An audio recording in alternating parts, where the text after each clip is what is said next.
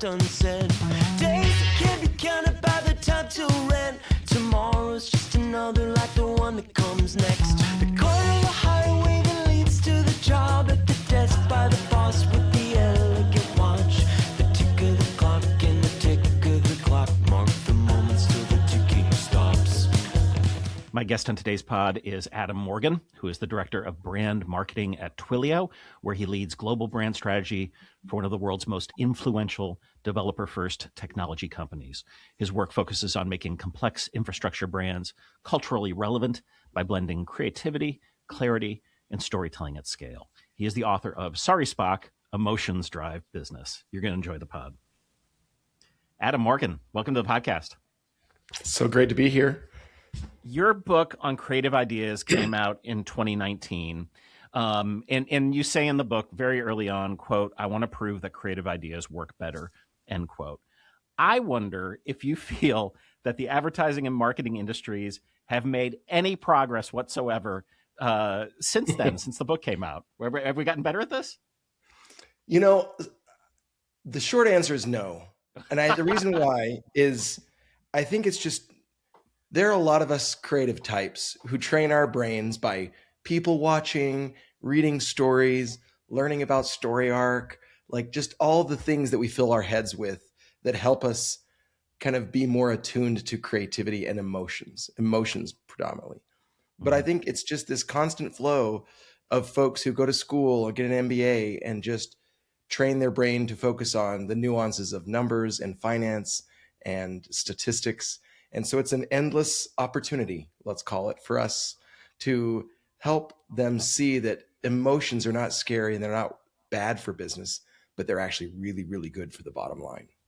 It's funny, too, because whenever I'm brought into like an innovation or creativity conference and I get asked the inevitable question of what's the biggest barrier to creativity, my answer is always past success, because once you have a formula and once you have a system, it really is hard not to go back to it because it worked once. And as you know, like it never works twice or three times. I mean, you have to do things are different, which means then you have to step out of your comfort zone. And boy, do we not want to do that. No, I will say this though, circumstantially, we're in a good era right now for storytelling and branding, in the sense that, you know, for years and years, performance marketing was all the rage, and it was the princess. And now branding and storytelling is getting a little bit more limelight because of AI. Because AI has come in and leveled the playing field, and now everyone can put on a high glossy production something. But then the question begs the question of, what do you stand for? What's your story? What's your why? And what is the brand? Because that's what's going to differentiate you anymore today. So that's why we're experiencing a good little kind of emotional brand moment right now. And just because of AI, which is kind of interesting, not in spite of it. Well, yeah, that's interesting, because obviously in the creative industries, the fear of AI is through the roof. And yes.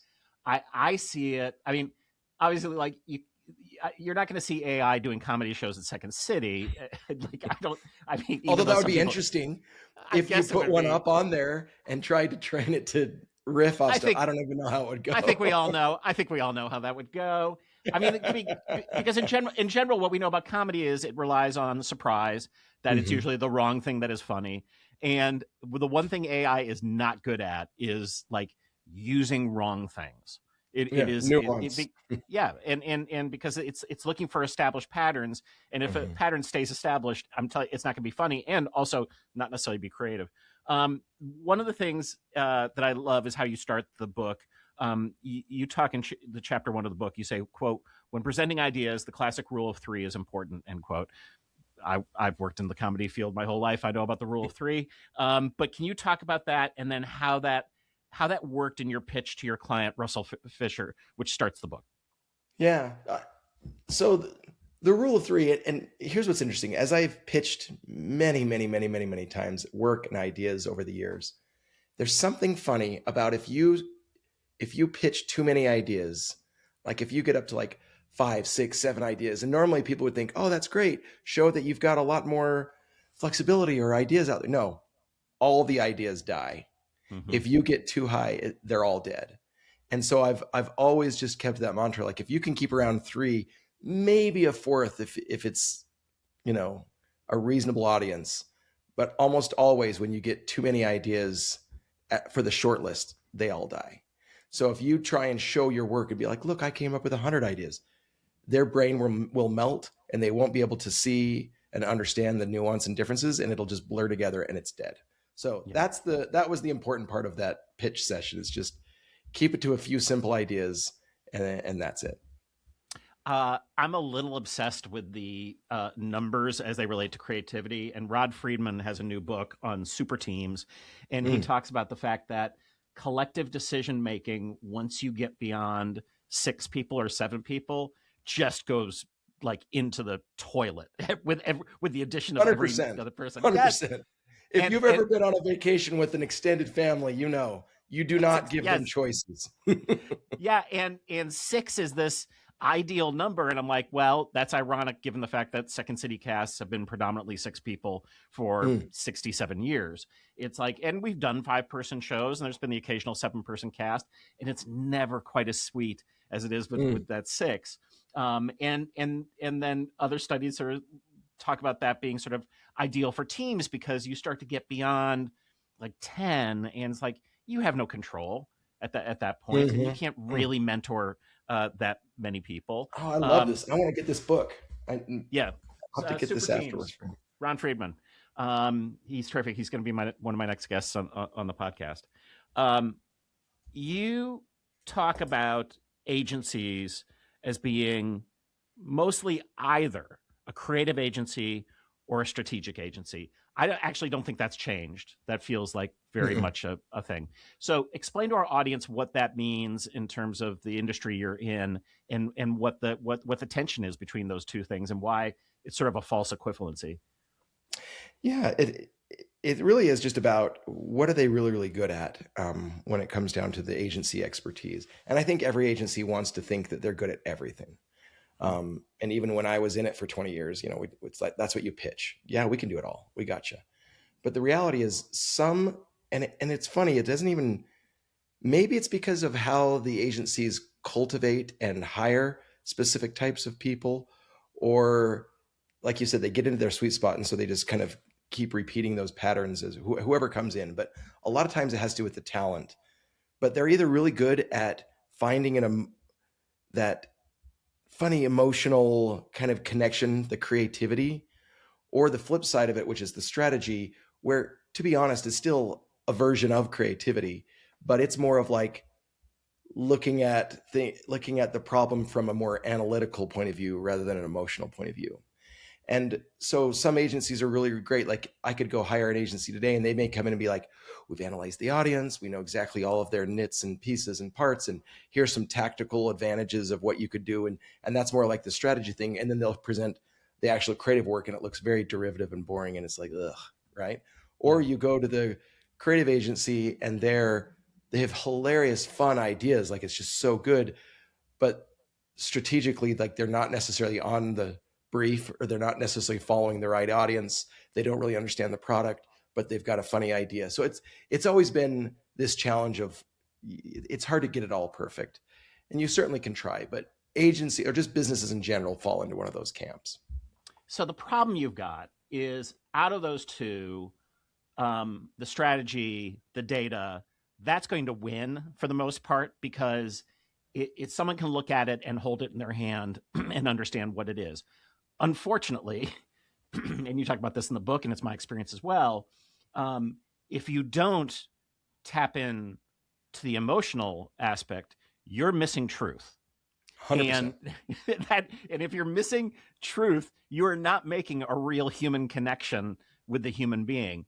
And then the bad thing about that on the other side is, like, you can have all the truth in the world, but if it's not making it into the hands of the consumer, so you need both, and that is a very rare bird to find someone who can live in both worlds. And this is the thing from reading your book, where I'm like, oh, this is what you and I have in common. Like, I have been a strategic creative business leader at Second City since 1992.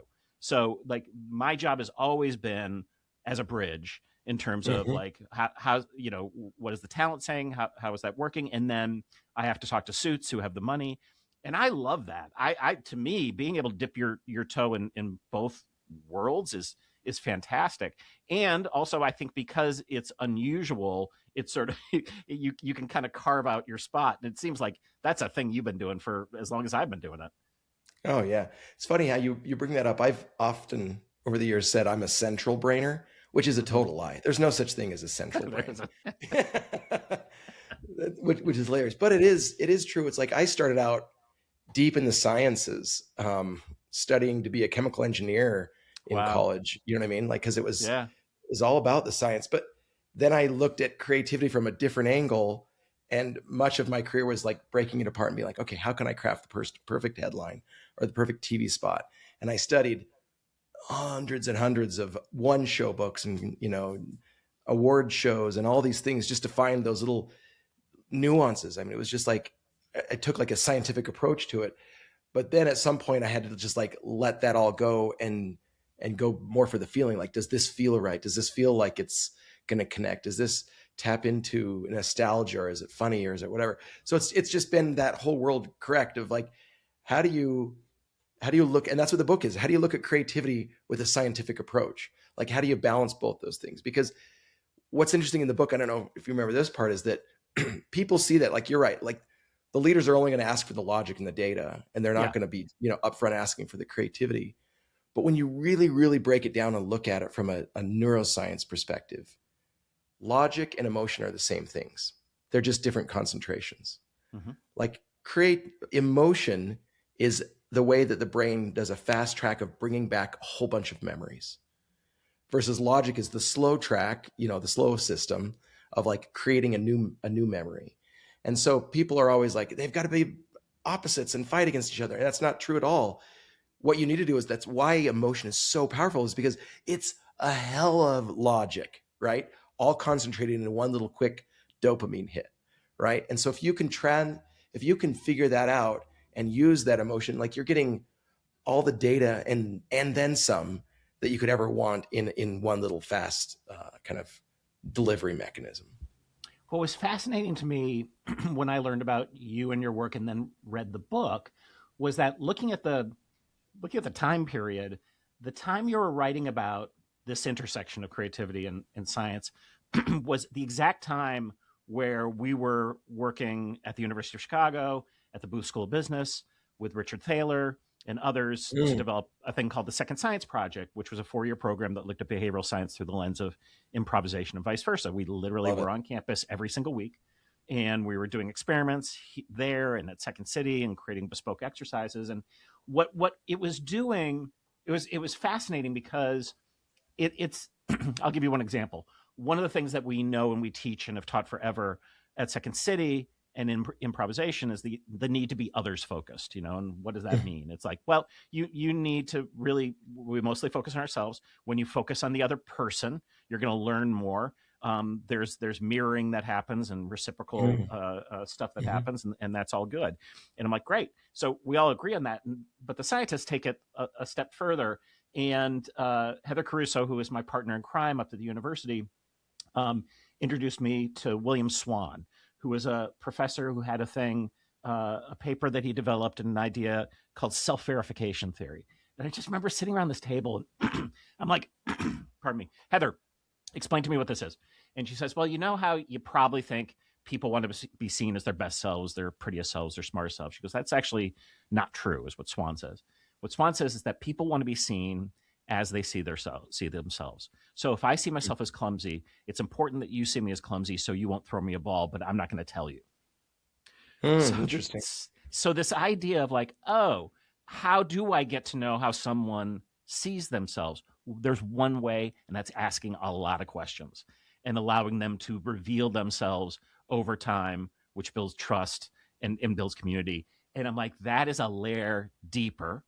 And it led us to sort of explore in these sort of bespoke improvisational exercises and into the work that we're doing on stage today. How do we get to know an audience at that other level? Because as you know, with focus groups and other things like that, for the most part, people are going to tell you what they think you want to hear. Yeah, they're a bunch of liars, is what they are. Yeah, they're a bunch of liars. I guess that's true. Yeah. So this thing that we're doing right now downstairs, and I've talked about this a couple times because it's a brand new show. My wife Ann is directing, and Ann led that program up at the University of Chicago.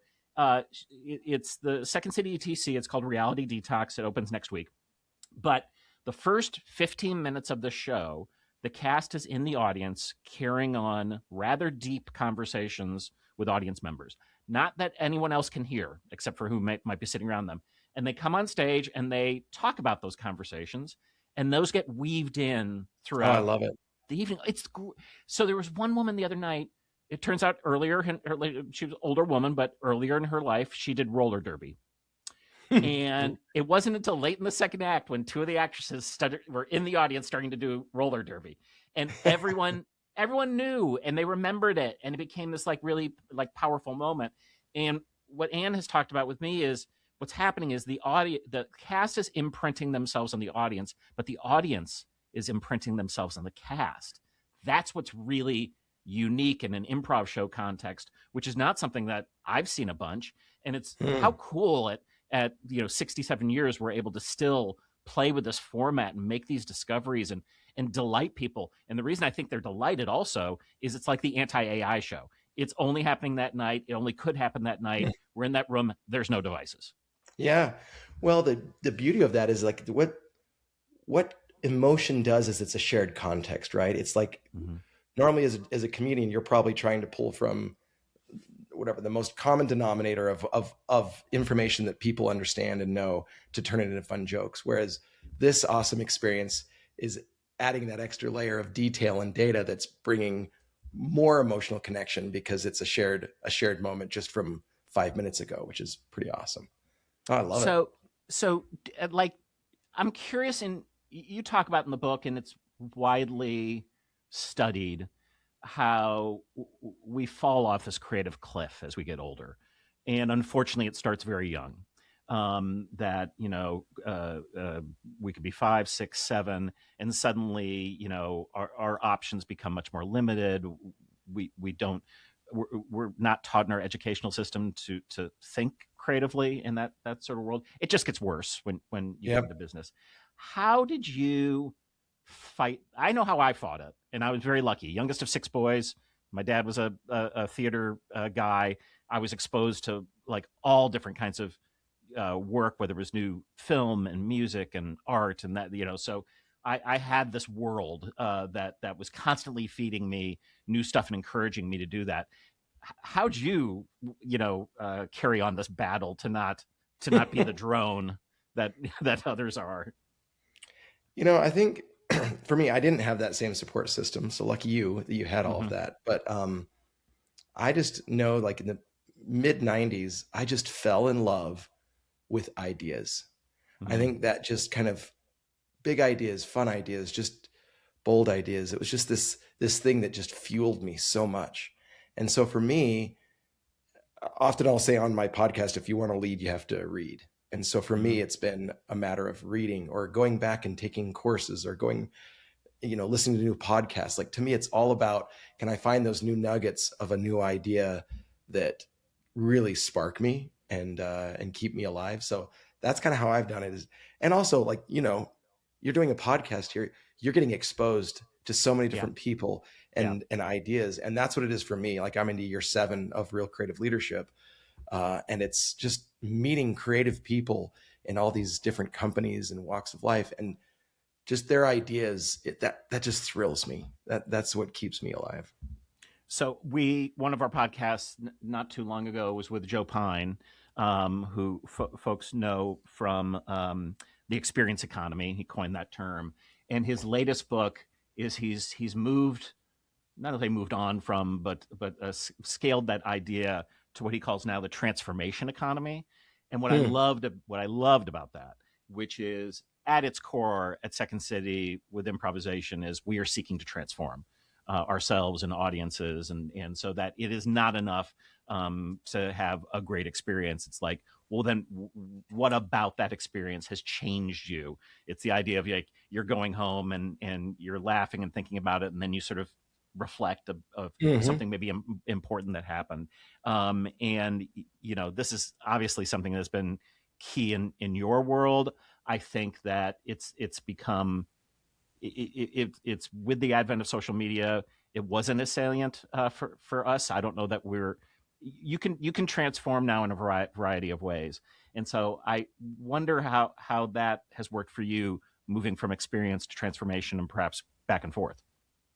I'll say one of the biggest transformations that I am a part of is as I've moved to different companies is going through a rebrand for a new business. Like right now, we just did a big rebrand for Twilio, and it is such a journey to it's almost like you get to just take this entity and break it apart and really look deep at the heart of what does it stand for? What's its why? How does it connect with other human beings? Why do they care about this? What are the stories and elements of all of that? And so for me, it's been fascinating to witness these transformations from big companies because you're right. Like as you learn different things and transform as a human, as an individual, that's one thing. But to get a brand to transform, the number of people that I have to get in line and believe a certain story and get to change their perception around it.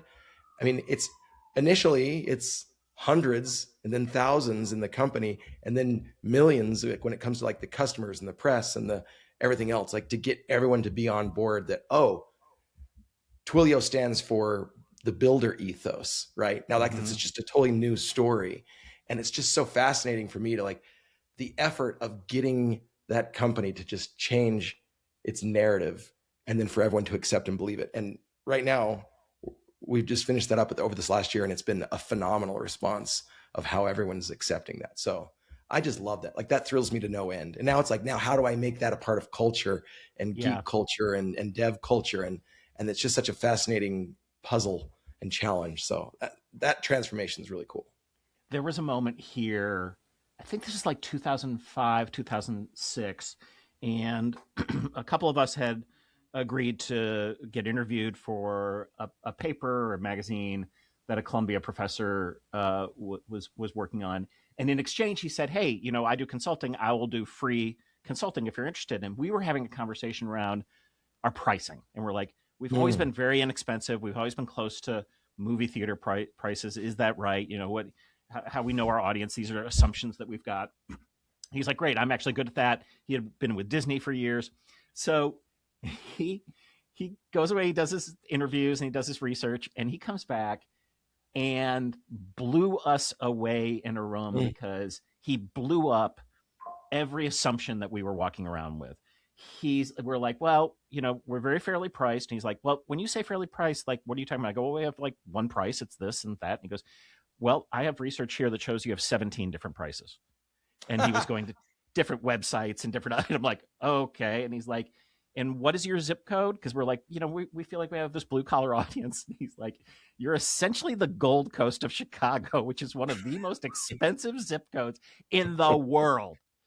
And like you can imagine, right? We're like the experts Oops. at Second City, yeah, like oops again. And he was completely right. Now, this is again where data and emotion are both important, because there's an emotional connection that people have to Second City, which is much closer to our story than the data might suggest. But it did at the right time in my career was like, oh, what if everything I knew was wrong, or wrong-ish, and then Or I'm going to from make like 20 years before or whatever it was. or from 20 years before, and well, yeah, and now we're living in a completely other world that we're going through this again, which again, the key to sort of sustained success, I think, is the calluses you get over time, recognizing that just because you're wrong now doesn't mean you're not going to be right tomorrow. It also means you're going to be wrong again.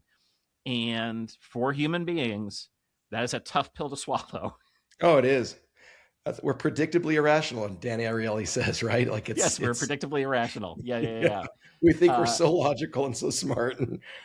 But then the gift of knowing that is knowing that your audience is in the same boat.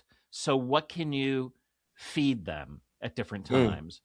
And you wonder, like, does a Ted Lasso become successful if it were done 5 years earlier or 5 years later? I don't think it necessarily does. It was scratching a very particular itch. We'll see what the new season brings us. But all of that stuff, everything has a shelf life. Yep. And, Yep. working with young talent here, and I've done it for so long that I'm like, guys, it is so rare that you can stay at the top in your industry decade after decade after decade. I mean, Martin Short is experiencing his greatest success right now in his 70s, other than he had with SCTV back in the day, and then Saturday Night Live briefly. And it's like you can't write that, you can't plot that, but what you can do, and this is the thing about Marty, and if you haven't seen the documentary that's out about him, it's fantastic, because he is just such a person who was always truly present in the moment wherever he was. And that meant dealing with tragedy, that meant dealing with success, it meant dealing with failure, a lot of failure. But he kept presence. And then the other big thing that Marty was always great at is recognizing that his relationships meant everything to him. And so, he always had these fantastic friends who love him and supported him. They happen to be Steven Spielberg, Tom Hanks, that's not bad. But it was not because they were famous. It was because they were friends. Yeah. Good people. No, I love it. Tell me about that aspect of relationship building as it relates to the business of being creative. Because to me, it's kind of lives and dies with that. 100%. What's interesting is, so as I've analyzed and taught and helped with the topic of creative leadership for years and years, there are a lot of people who get into the industry and do it the right way. Like, that's how I started out. It's all about the craft. You're into writing or design or videography or whatever the creative pursuit it is that you're trying to make a living and still keep that creative spirit going.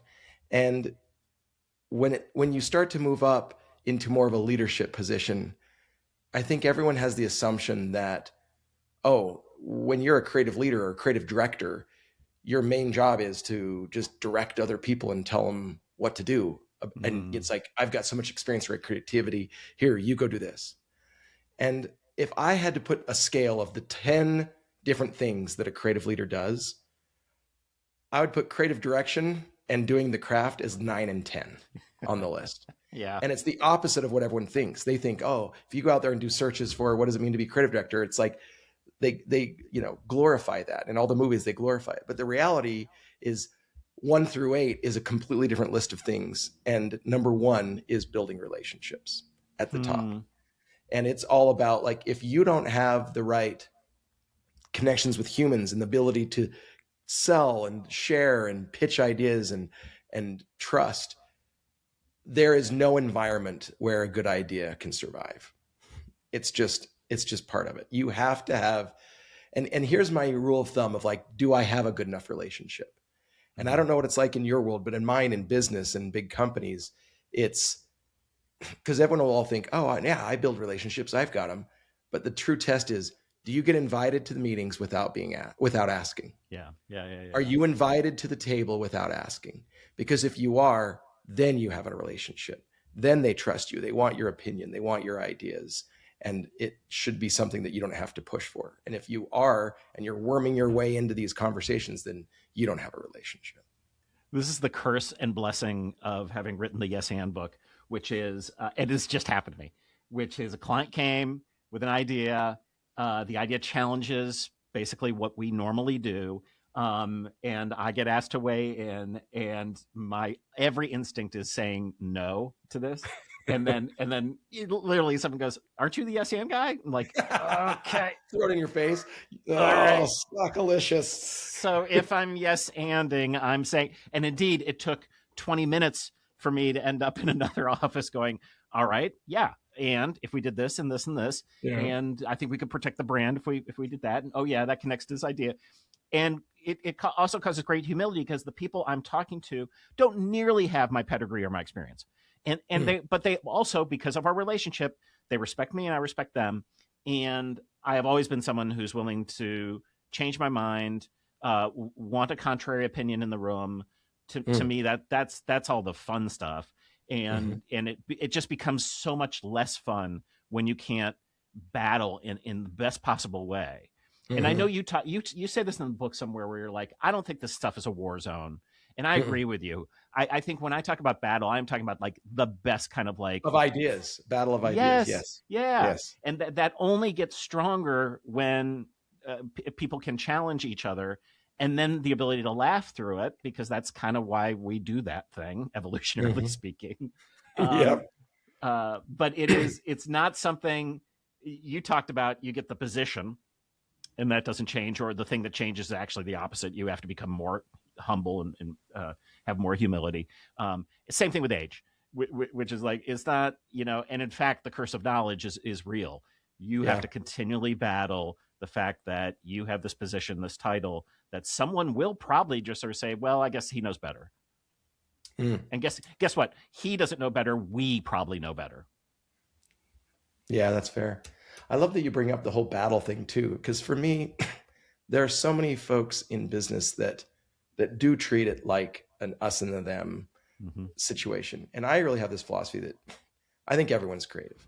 After doing all the neuroscience, writing the book, like deep down, we all have the same brain. There isn't someone who's, an engineer that goes off and has like a completely different set of, goo up there in their head. No, like we have all the same brain, and it's just a matter of what we're training ourselves to focus on at the time. But every human being has creativity. Every human being is creative. It's very different of how they make decisions and how they decide to not go work out this morning because they're lazy or whatever. It's like non-logical moments that we have those creative leaps. And so for me, it's a matter of like, how can I train or expose this person to enough content that they'll get it and be on the same side as me. So it's not a battle. It's a sharing of ideas and getting to the point where everyone collectively is on the same page. So that's kind of how I see it. Yeah. And I think to that point, we do all share these characteristics, and the challenge is society, for reasons that I understand, has needed to make categories. And so you've got the like, hey, it's the work category or the home category. And I don't know. I was just like, because I lived in a world where my dad, who hosted a radio show and a TV show in Chicago for 32 years, like when he came home, he was kind of the same person that he was on the radio and he was at home. He brought those ideas with him. He's like, oh, have you heard this piece of music? Or have you seen this? Or I had this conversation, or I read this book or whatever. And I never saw the distinctions. So I was able to sort of be like, well, that's the way it should be. And so when I ended up, my first gig at Second City was as a dishwasher here in 1988. I knew I wanted to be in the industry. I just didn't know what part or how that was going to work. And what a gift to be able to just be on the bar staff, kind of watching the shows and the actors, but also knowing everyone around me wanted that same thing. And I didn't want to be on the stage. So it took some pressure off, but it was that ability to sort of be like, okay, everything I know or I read or I learn, I can bring in to this workplace and have it be my particular superpower. That is true for everyone. And I just feel like for so many people, they need or feel they need to keep the distinction and the walls down.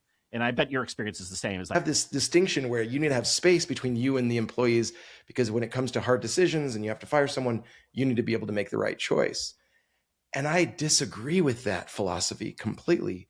If I think about it, I'm on this flying rock for I don't know how long. And there are times that I'm hanging out with my coworkers more than my extended family, much more. And so why can't I have a deep personal relationship with them? Why can't I be friends?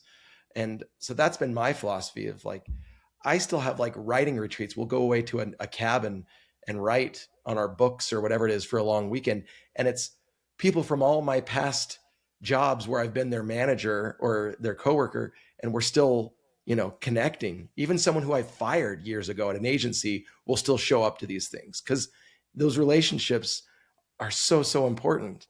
And it goes beyond just, title and time at a certain location. You got to wonder, the person giving the advice of like, don't be friends with the people you work with, is like, how sad is your situation that you think that is true? And that is like, and it's like, and again, it's also like the misunderstanding around empathy. It's this idea of like, well, Paul Bloom was on the podcast with his book Against Empathy, and I love Paul, and it's a provocative title, and the book is great, but also sort of being like, it's a tough thing to pitch, and it's the assumption that somehow if you're empathetic, you are not going to truly understand or be able to help. And I'm like, that doesn't need to be the case. You can care all you want and still have to fire someone. Totally. And in fact, I have the same thing. I have fired so many people who are some of my best friends in the world. Yeah. So, yeah. All right. Listen, we always end the podcast by asking for a yes and story. I'm very excited to hear what you might have for us. All right. As I was thinking about it, here's a fun yes and. So years ago, when I was in an agency, we had a client and he was the son of the governor of the state. Okay. And he came to me and said, hey, I want to have a group of friends come up to the governor's mansion for like a Halloween dinner party. Can you make me an invite? Can you design me an invite? And my first thought was like, really? You want me to do your damn invite? Like, you can figure this out. Like, you don't need to have me waste my time on that. And I thought about it. And then I was like, wait a second. Maybe we can turn this into something interesting. Because I oftentimes like to make experiences that are just a little bit not usual. So I said, okay, yes, I'll make the invite, but you need to give me access to this mansion beforehand because I've got some ideas. Because this mansion was known for like some good ghost stories. So I went around and basically they were going to give a tour of the house beforehand and tell some of the stories. So I took my 11-year-old and we went and did a photo shoot. Maybe she was younger. Maybe she was like 8, of this little girl in the white dress. And I added pictures on the walls around this house and took footage from the security cameras. And we got the Secret Service involved so that as the people were going around and watching, they told the story of this little girl who had died in the house. And as they're going around, I'm changing the photos out with different photos on the wall. So as they walk past, it's slightly changing, right? And then I get the security folks to show a video that they caught once on video, which is like this little ghost girl walking past, and they all, oh, it's the girl on the walls. We totally see her. It's like using, what would you say, like an authority figure to tell truth, even though it was a total lie. And then let them all up to the ballroom in this moment where there's this trap door. And we did this trick with the lights that flickered in and out. And then all of a sudden the girl appears there at the end of the hallway and scared the crap out of all of these people, like screaming and running away, and then flickers and she goes to the trap door and then she's gone. Right. So it was just this fun ghost story. And then I hired a whole troupe of like local actors from the community college and did a murder mystery once they figured out that it was all fake, to go from room to room and talk to these actors to figure out who killed the little girl and how it all worked out. And anyhow, it was just a great evening of just like this whole moment that could just be a huge story around, kind of this dead ghost girl. But it was all just because I was supposed to do an invite and just design someone an invite. So it was super fun. That's the best, because I mean, you have the story. So like one of the things is you got the story, you created delight and awe and all these things for other people. And, you just did it. And I think, we've interviewed Dan Pink's last book, I believe, was about regret. And he talked about the fact that you rarely regret the things that you do. You regret the things that you don't do.